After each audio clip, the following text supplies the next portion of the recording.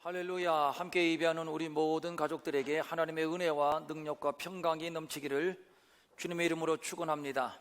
제가 예수를 믿고 기독교 신앙 안에 있으면서 하나님을 생각할 때 때로는 뿌듯하고 때로는 가슴이 벅차고 또 때로는 흥분된 감정을 느낄 때가 있습니다. 그것은 내가 섬기는 하나님이 살아계신 하나님이라고 생각할 때입니다. 이런 감정은 이제 막 예수를 믿는 초신자가 느낄 수 있는 감정이 아닌가.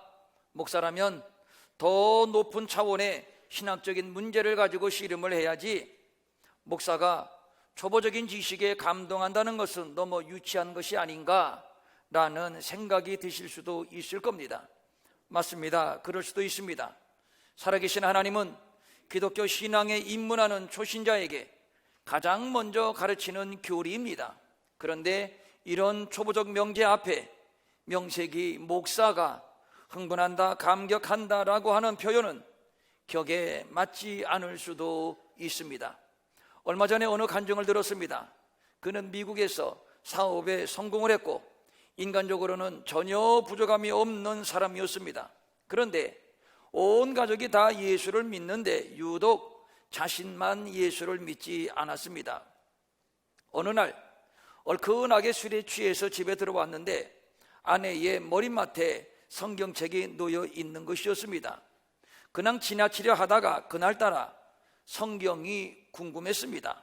도대체 아내가 믿는 기독교는 어떤 종교인가? 저 성경이 어떠한 책이기에 아내가 틈만 나면 펼쳐보는가? 궁금한 생각에 성경의 첫 표지를 열었습니다. 그랬더니 창세기 1장 1절이 눈에 들어왔습니다. 태초에 하나님이 천지를 창조하시니라. 그런데 놀라운 일이 벌어졌습니다. 순간 정신이 번쩍 들었습니다. 그리고 이런 생각이 듭니다. 도대체 기독교의 하나님은 어떤 하나님이시기에 감히 당신이 천지를 창조했다고 주장을 하는가? 갑자기 전율이 흐르기 시작을 하면서 하나님에 대한 호기심이 발동하기 시작을 했고 그때부터 성경을 읽기 시작을 했습니다. 그리고 성경을 다 읽고 내린 결론이 하나님은 살아계신 분이시다 입니다. 사실 남녀가 사랑을 해서 결혼을 하고 몇십 년을 함께 삽니다만 사랑하는 감정으로 사는 기간은 신혼 몇 년, 아니 몇 개월 정도일 겁니다. 나머지 결혼 생활은 아들, 딸 낳고 누구 아빠, 누구 엄마로 무덤덤하게 살아가는 것일 겁니다. 저는 모태신앙으로 60년 이상을 예수를 믿은 목사입니다. 하여 하나님은 살아계시다는 사실이 이제 처음 예수 믿는 사람들처럼 그렇게 새로운 것도 아니고 그렇게 흥분할 것도 아닙니다. 저 정도면 그저 무덤덤하게 들릴 초보적인 교리일 뿐입니다. 그런데 이상합니다. 어느 순간 내가 믿는 하나님은 살아계신 분이시다 라는 생각을 하면 이제 막 깨닫게 된 것처럼 감동이 밀려옵니다. 태초에 하나님이 천지를 창조하시니라. 창조의 하나님, 역사의 복판에서 역사를 섭리하시고 역사를 경영하시는 역사의 하나님, 그리고 그 하나님은 살아계신 하나님. 얼마나 대단한 하나님이십니까? 초신자 때의 감정처럼, 신혼 초의 감정처럼 60년 이상 예수를 믿은 목사지만 아직도 이 생각을 하면 가슴이 설레고 뛰게 됩니다. 역사를 창조하시고 역사 위에서 역사를 다스리시고 통치하시는 하나님, 그 하나님이 우리가 믿는 하나님이십니다. 외견상 역사는 영웅들에 의해서 다스려지는 것 같고 그래서 그들이 주인인 것 같지만 그러나 절대 그렇지 않습니다. 연기자가 연기를 하지만 결국 작가나 연출자에 의해서 스토리가 진행되고 결말이 지어지는 것입니다. 연기자는 연기자일 뿐입니다. 마찬가지입니다. 세상에 걸출한 영웅들, 모든 인생들은 연기자일 뿐입니다. 역사의 작가, 연출자는 오직 하나님이십니다. 그래서 하나님의 뜻이 이루어지는 것이고 그래서 하나님을 역사의 하나님이시라고 하는 것이지요. 모든 드라마가 끝이 있듯이 역사의 드라마도 끝이 있습니다. 성경은 하나님을 알파와 오메가, 처음과 나중, 시작과 끝이라고 말씀하고 있습니다. 결국 하나님의 뜻대로 역사는 운영되다가 또 결국 하나님의 뜻대로 끝이 날 것입니다. 태초에 하나님이 천지를 창조하신 일화로 시작된 세상의 시작은 오늘 본문 8절의 말씀대로 인자가 올 때, 즉 예수님의 재림으로 끝을 맺게 됩니다. 이제 역사는 마지막 한 컷만 남아있을 뿐입니다. 이 한 컷만 연출되면 처음 하늘과 처음 땅, 즉 세상은 종말을 고하게 될 것이고 영원한 하나님의 나라 새하늘과 새 땅이 이루어져 우리 성도들은 그 나라에서 영원할 것입니다. 여러분들 가운데 성경을 좀 아시는 분이라면 오늘 설교의 시작이 좀 이상하다고 느껴지실 수 있을 겁니다. 본문은 기도에 관한 내용입니다. 항상 기도하고 낙심하지 말아야 될 것을 비유로 말씀하시되 이렇게 시작을 합니다. 그렇습니다. 분명 오늘 본문은 기도에 관한 말씀입니다. 그런데 목사는 서론에서 종말론을 이야기하고 있습니다. 종말과 기도, 이것은 좀 어색한 매치일 수 있습니다. 오늘 우리는 함께 이 문제를 풀어가려고 하는 겁니다. 어떤 도시에 하나님을 두려워하지 않고 사람을 무시하는 한 재판관, 불의한 재판관이 있었습니다. 그런데 그 도시에 또 한 과부가 있었는데 그에게는 해결해야 할 원한이 있었습니다. 그래서 과부는 재판관에 가서 원한을 풀어달라고 간청을 했습니다. 그런데 재판관은 들어주지를 않습니다. 왜냐하면 그는 불의한 재판관이었기 때문입니다. 그러나 과부는 포기하지 않고 끈질기게 찾아가서 간청을 했습니다. 하도 끈질기게 간청을 하니까 불의한 재판관은 이 과부가 하도 번거롭게 하니 결국 그 원한을 풀어주었다는 비유의 말씀입니다. 그런데 우리는 본문 마지막 절에 가서 한 가지 사실을 주목하게 됩니다. 내가 너희에게 이르노니 속히 그 원한을 풀어주시리라, 즉 기도의 응답을 약속한 것이지요. 그리고 그 다음, 그러나 인자가 올 때에 무엇입니까? 예수님의 재림, 즉 종말입니다. 인자가 올 때에 세상에서 믿음을 보겠느냐 하시니라. 이 짧은 한 절 안에 기도가 있고 종말이 있습니다. 그러니까 기도와 종말이 함께 엮여져 있습니다. 그래서 사실 이 구절은 해석하기가 조금 어렵습니다. 모든 문장에는 내용상의 흐름이 있고 또 문맥에 연결점이 있기 마련인데, 그런데 여기서는 전혀 그렇지를 않습니다. 기도를 말씀하시다가 결론은 종말입니다. 기도와 종말, 무슨 관련이 있는 겁니까? 이 말씀의 정확한 원문의 이해는 인자가 올 세상의 종말의 때에는 밤낮으로 부르짖는 믿음을 발견할 수 없다는 부정적인 의미가 내포되어 있는 말씀입니다. 세상의 마지막 때에는 사람들의 마음이 완악해져서 하나님이 그의 택한 백성들의 기도를 들어주신다는 분명한 약속이 있지만 이 약속조차 믿지 않는 불신의 시대를 특징적으로 아주 간략하게 말씀하고 있다 하겠습니다. 다시 본문 1절입니다. 항상 기도하고 낙심하지 말아야 할 것을 비유로 말씀하여, 이 말씀을 유추해서 말세는 항상 기도하지도 않고 쉽게 낙심하는 시대라는 겁니다. 그러면 말세가 어떤 때이기에 항상 기도하지도 않고 또 쉽게 낙심하는 시대입니까? 이것은 17장에 이미 언급되어 있습니다. 여기에 본문을 이해하는 아주 중요한 단서가 있습니다. 본문 마지막 부분에 생뚱맞게 종말을 말씀한 것이 아니라 이미 오늘 본문 시작하기 이전, 그러니까 누가복음 17장에서 종말을 말씀하고 있다는 사실입니다. 그러므로 본문의 기도에 관한 교훈은 17장의 종말의 말씀의 연장선상에 있다고 봐야 할 것입니다. 종말에는 노아의 때와 같을 것을 말씀하고 있습니다. 누가복음 7장 26절입니다. 노아가 방주에 들어가던 날까지 사람들이 먹고 마시고 장가들고 시집가더니 홍수가 나서 그들을 다 멸망시켰다. 여기에서 사용된 동사들은 모두 미완료 과거 시제입니다. 저들은 지금까지 쭉 그렇게 살았고 지금도 그렇게 살고 있고, 또 중요한 것은 앞으로도 계속 지금까지 살아왔던 대로 먹고 마시고 장가들고 시집가는 삶을 그대로 고수하며 살 것입니다. 그들은 단순히 그것밖에는 다른 어떤 것에도 관심이 없었습니다. 그들의 가장 심각한 죄는 다름 아닌 세상 일들에만 가치를 두고 그 일에만 몰두하고 그 일만 행하였다고 하는 것입니다.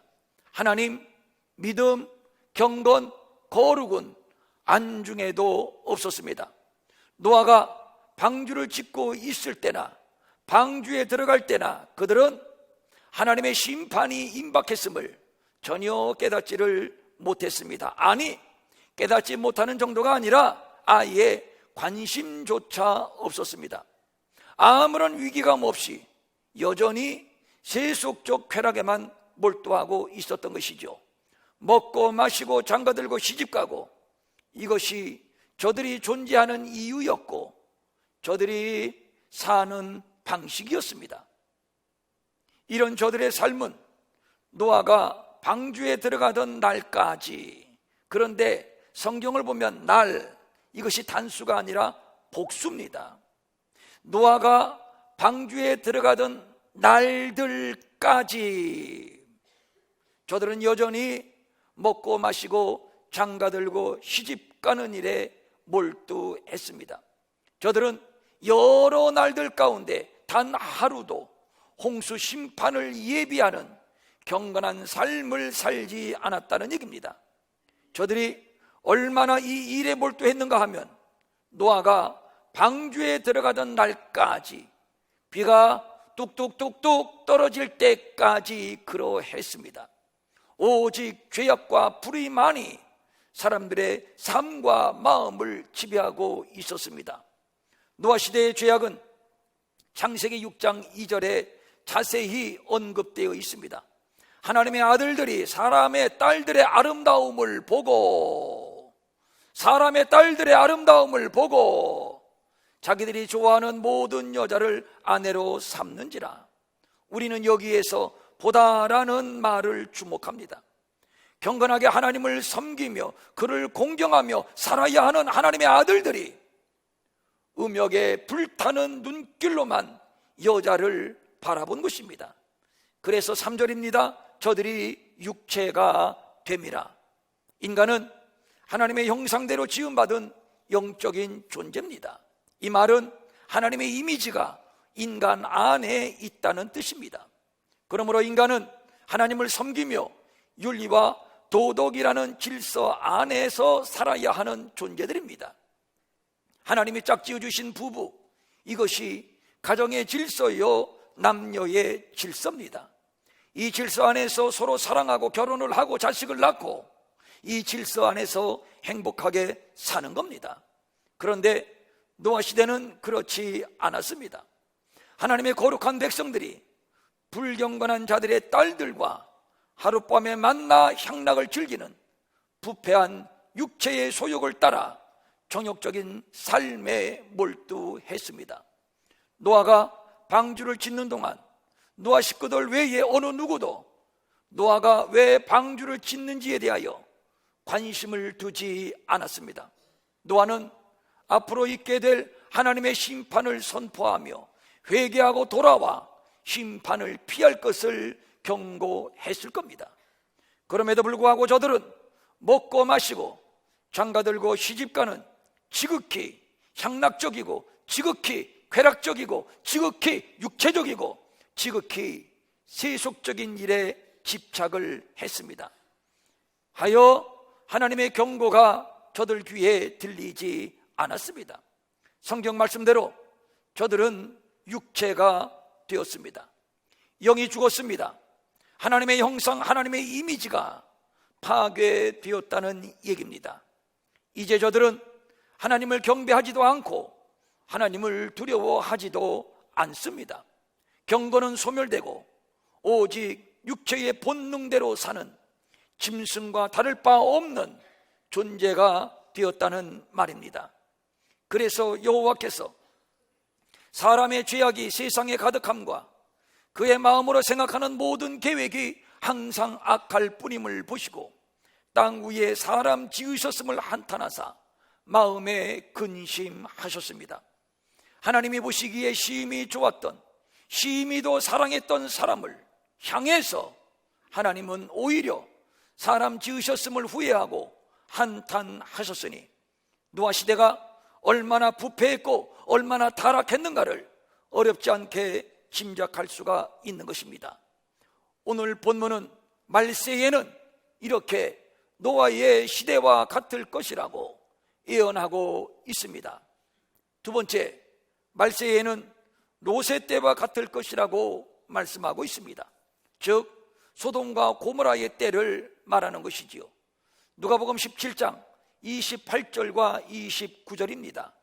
또 롯의 때와 같으리니 사람들이 먹고 마시고 사고 팔고 심고 집을 터이니 롯이 소돔에서 나가던 날에 하늘로부터 불과 유황이 비오듯 하여 그들을 멸망시켰느니라. 롯의 시대도 말씀드린 노아의 시대와 거의 똑같습니다. 역시 동사 모두가 미완료 과거 시제입니다. 끊임없이 죄 짓는 삶에 몰두했습니다.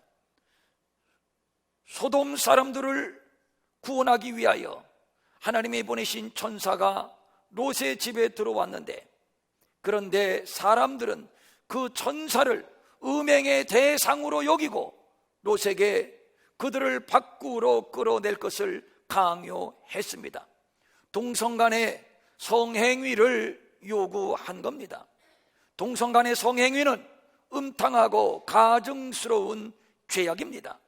저들은 방종하다 못해 변태적이었으며 악을 행하는데 아주 적극적이고 용감했습니다.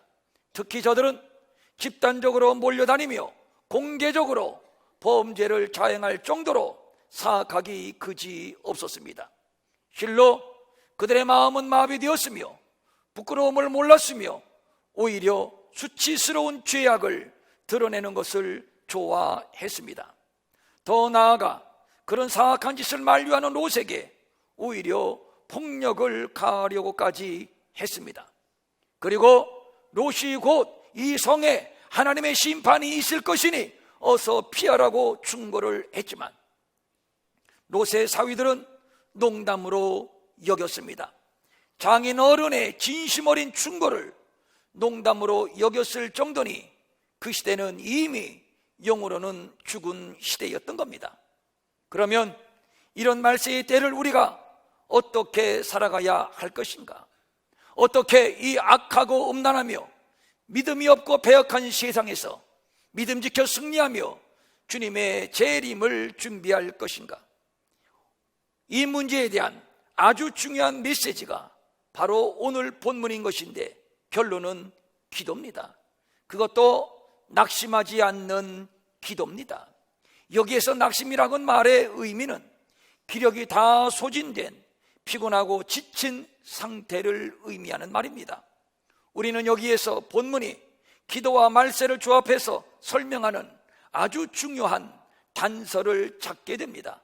즉 노아의 때와 같고 롯의 때와도 같은 극도로 타락한 말세의 때에든 성도들은 쉽게 유혹을 받고 또 쉽게 낙심하게 될 것인데, 그렇게 되지 않기 위해서 반드시 기도가 필요하다는 겁니다.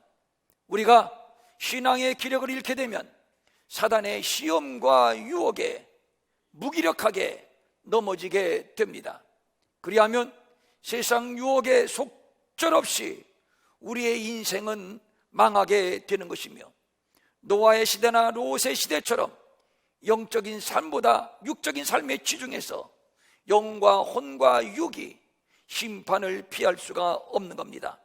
그러므로 말세의 성도들은 낙심과 무기력을 경계해야 하는 것인데, 그 방법이 곧 기도입니다. 세상이 노아의 때나 롯의 때와 같이 악하다고 했습니다. 그래서 하나님의 심판이 목전에 와 있는 것도 사실입니다. 이제 곧 노아의 때나 롯의 때처럼 이 세상도 그렇게 심판이 있을 겁니다. 이것은 하나님의 예언이고 하나님의 뜻입니다. 이것은 피할 수 없는 기정사실입니다. 이제 곧 하늘이 큰 소리로 떠나가고 모든 물질이 뜨거운 불에 녹아지게 될 것입니다. 이런 말세를 살아가는 우리들이 본받아야 할 한 사람이 있습니다. 곧 아브라함입니다. 하나님께서 소돔성의 심판을 예고했을 때 아브라함은 나하고는 상관이 없는 일이라고 강 건너 불경하듯 하지 않았습니다. 저는 하나님 앞에 나아가 무릎을 꿇었습니다. 하나님, 소돔이 악하고 음란하고 하나님을 떠난 것이 맞고, 그래서 심판을 받는 것도 맞다고 봅니다.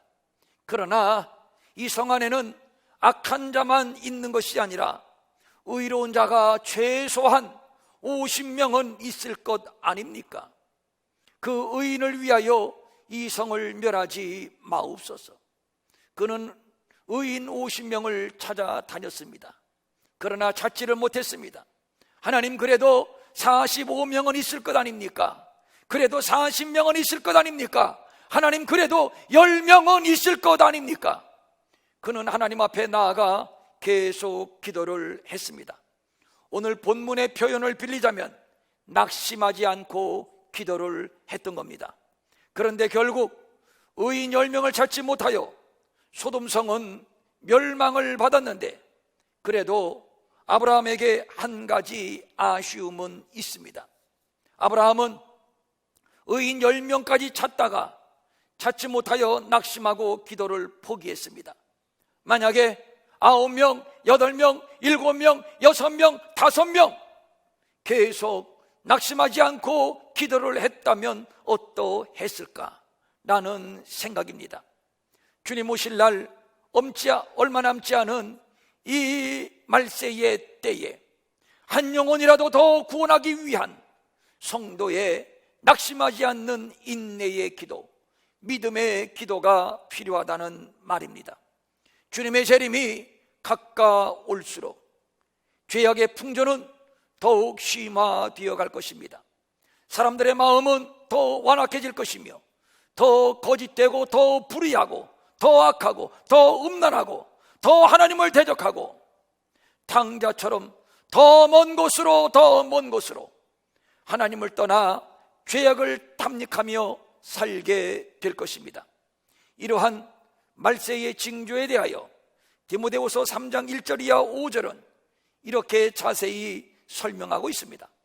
사람들이 자기를 사랑하며 돈을 자랑하며 사랑하며 자랑하며 교만하며 비방하며 부모를 거역하며 감사하지 아니하며 거룩하지 아니하며 무정하며 원통함을 풀지 아니하며 모함하며 절제하지 못하며 사나우며 선한 것을 좋아하지 아니하며 배신하며 조급하며 자만하며 쾌락을 사랑하기를 하나님 사랑하는 것보다 더하며 경건의 모양은 있으나 경건의 능력은 부인하니, 따라합니다. 이 같은 자들에게서 내가 돌아서라. 그런데 말입니다, 성경은 우리에게 이렇게 이 같은 자들에게서 돌아서라고 강력하게 말씀하고 있는데, 그런데 솔직히 돌아설 힘이 없습니다. 아니, 돌아설 마음이 없는지도 모릅니다. 원천적으로 타락한 인간에게 무슨 죄를 거부할 힘이 있겠습니까? 우리의 자아는 이미 죄로 물들여져 죄에 대한 욕구가 늘 우리 안에서 불길처럼 타오르고, 또 세상은 이러한 우리들을 보암직도 하고 먹음직도 하고 지혜롭게 할 만큼 탐스러운 휘황찬란한 죄악의 선악과로 계속 유혹하고 있습니다. 죄 앞에서는 한없이 작아지는 인생, 이런 상황에서 원하건 원치 아니하건 죄를 지을 수밖에 없는 것이 바로 여러분과 저, 우리 모든 인생입니다. 나는 아니다, 절대 그렇지 않을 것이다 장담할 수 있는 사람이 누구이겠습니까? 어떤 영웅, 어떤 인격자가 장담할 수 있습니까? 어떤 성직자가 장담할 수 있습니까? 그래서 인간을 죄의 종이라고 하는 것입니다. 그래서 우리에게 필요한 것은 죄를 이길 수 있는 능력을 위로부터 공급받는 것인데, 그 공급받는 통로가 바로 기도인 것입니다. 기도는 내 힘으로 죄를 이길 수 없다는 자기 진단이요, 그렇기 때문에 절대적으로 하나님의 도우심, 하나님의 능력이 필요하다는 겸손한 믿음의 고백인 것입니다. 기도하지 않으면 영적으로 힘을 잃고 무기력해지고 육적인 본능이 우리 안에서 계속 꿈틀대고 결국 노아의 때나 롯의 때처럼 타락하게 되는 것입니다. 주는 그리스도시요 살아계신 하나님의 아들이시라고 고백을 하여 예수님께 전무후무한 칭찬을 들었던 베드로도 순간적으로 교만하고 순간적으로 나태하고 순간적으로 긴장의 빗장을 푸는 순간, 사탄에게 허점을 보이는 순간 사탄이 들어와 예수님의 십자가의 길목을 가로막는 사탄의 앞제비가 되었습니다. 장담할 자 없습니다. 자신만만할 자 없습니다. 바울의 동역자 데마도 끝까지 바울과 함께 동역하지 못하고 세상을 사랑하여 데살로니가로 감으로 중도의 탈락자가 되었습니다. 죄 앞에 장사 없습니다. 나태하고 게으르면 꼬꾸라지고 실패할 수밖에 없는 것이 우리네의 인생입니다. 나태하면 우리는 여전히 죄의 종으로 죄를 짓다가 죄와 함께 망할 수밖에 없습니다. 로마서 8장 13절 이하 14절은 이렇게 말씀하고 있습니다. 너희가 육신대로 살면 반드시 죽을 것이로되 영으로서 몸의 행실을 죽이면 살리니 무릇 하나님의 영으로 인도함을 받는 사람은 곧 하나님의 아들이라. 별 수 없습니다. 육신대로 살면 죽습니다. 육신대로 살면 망합니다. 영으로서 몸의 행실을 죽여야 사는 것이며 하나님의 영으로 인도함을 받아야 하나님의 아들인 것입니다. 영으로서 몸의 행실을 죽일 수 있는 힘, 하나님의 영으로 인도함을 받는 힘이 곧 기도입니다. 본문은 기도하는 당사자를 과부에 비유하고 있습니다. 과부는 힘이 없고 무기력하고 불쌍한 존재입니다. 이 과부가 재판장에게 가서 자기의 원한을 풀어달라고 간청을 합니다. 그런데 이 재판장은 하나님을 두려워하지 않고 사람도 무시하는 아주 불의한 재판장이었습니다. 이런 재판장이 과부가 와서 졸라댄다고 그 원한을 풀어줄 리 없습니다. 그래도 과부는 낙심하지 않고 계속해서 불의한 재판장이지만 그에게 나아가 호소를 했습니다. 그랬더니 어쩔 수 없이 불의한 재판장이라도 들어줄 수밖에 없었다는 내용입니다. 그러시면서 하시는 말씀, 불의한 재판관도 낙심하지 아니하고 호소하니 들어줬는데 하물며 하나님께서 밤낮 부르짖는 택하신 자들의 원한을 풀어주시지 아니하겠느냐, 이것입니다. 그런데 우리는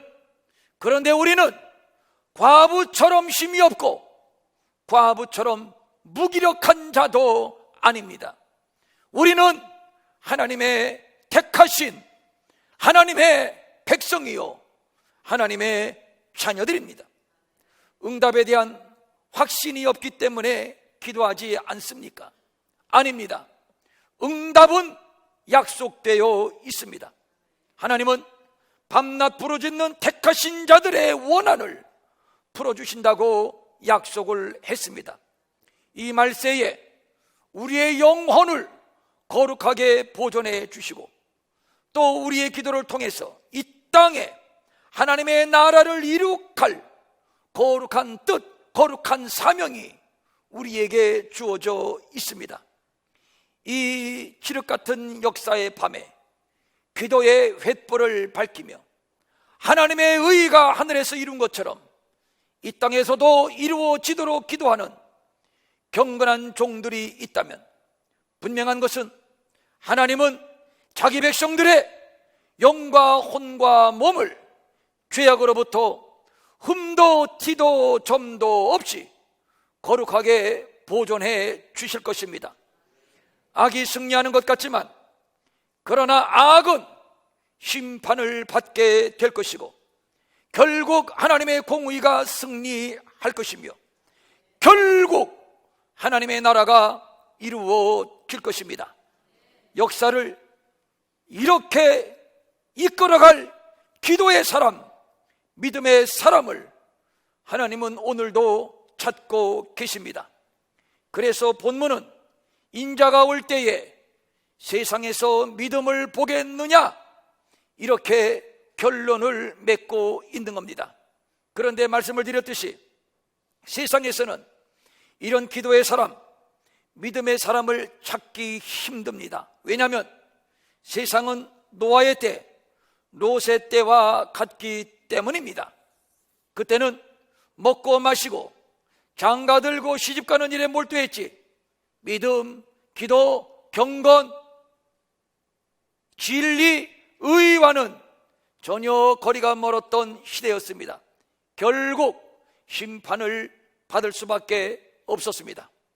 그렇기 때문에 분명한 것은 말세에는 기도의 사람이 더욱 빛나는 것이며 그래서 하나님은 기도의 사람, 믿음의 사람을 더더욱 찾고 계신 겁니다. 어떤 기도의 사람입니까? 과부처럼 절박하게 하나님께 나아가 이 어두움의 역사를 끌어안고 낙심하지 않고 부르짖는 기도의 사람입니다. 이런 사람이 아브라함과 같은 사람이요, 이런 사람이 모세와 같은 사람이요, 이런 사람이 엘리야와 같은 사람입니다. 이런 사람이 어두움의 시대에 빛된 하나님의 종들입니다. 하나님은 말세에 이러한 종들을 찾고 계십니다. 우리 모두가 기도로 역사를 밝히며 기도로 역사를 이끄는 역사의 선각자들이 될 수 있기를 바랍니다. 그래서 우리 평촌 일회교회는 날마다 문을 열어놓고 기도의 횃불을 밝히려 하는 겁니다. 인자가 올 때에 세상에서 믿음을 보겠느냐?